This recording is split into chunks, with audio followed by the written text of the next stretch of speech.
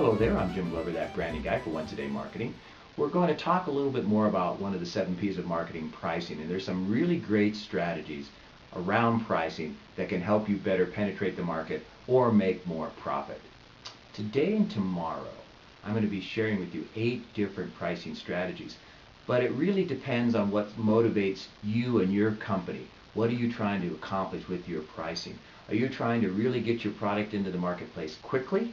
Or are you trying to establish a position in the marketplace as a very high-end product and you command a higher price? So these are things that you will have to think about. But pricing really depends on supply and demand. Are there a lot of the widgets out there or not very many? And how unique is your product? Are your customers really clamoring for your product, or can they find something very similar right next door? Then you're going to have to be attuned to what your competition is doing. The first pricing strategy we're going to talk about today is called penetration. And this is where you establish a very low price so that you can really push your product into the marketplace. Your margin's going to be very low, but you're going to get a lot of people sniffing around and buying your product.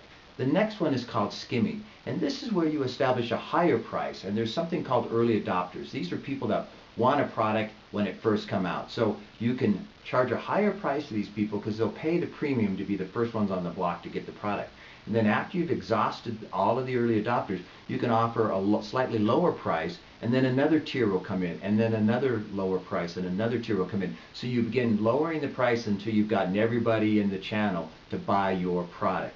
Next is called competition pricing, and you can decide whether you want to be lower than your competition, the same as your competition, or higher than your competition. Think about gas prices today. When you're on an intersection, typically all of those gas stations have the same price.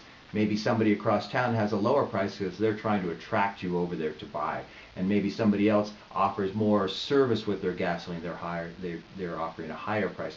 And then the last one's called product line strategy, and that's where you look at offering a variety of products, each at a different price point. So you get somebody coming in that only has a lower budget, they can buy the entry-level product, and then there's a middle, and then there's a higher. So what you're essentially doing is offering an a la carte menu to your customers so they can choose which product they want to buy given the benefits and the budget they have available.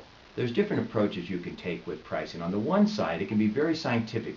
You can dial into what's called price elasticity, and you can really determine what a small change in price will do with respect to how much of your product people will buy and the margins available. And then on the other side, there's the psychology of pricing, and that has no bearing on what the cost of the product is. It's all about what you think the market will bear with respect to your pricing. So you, as the marketer, have to determine what is the best pricing approach to take. Tomorrow we're going to talk about 4 more different pricing strategies. Thanks so much for watching, and if you need some branding support, please contact me to discuss an online or face-to-face service engagement. You can find my contact information at the end of this video.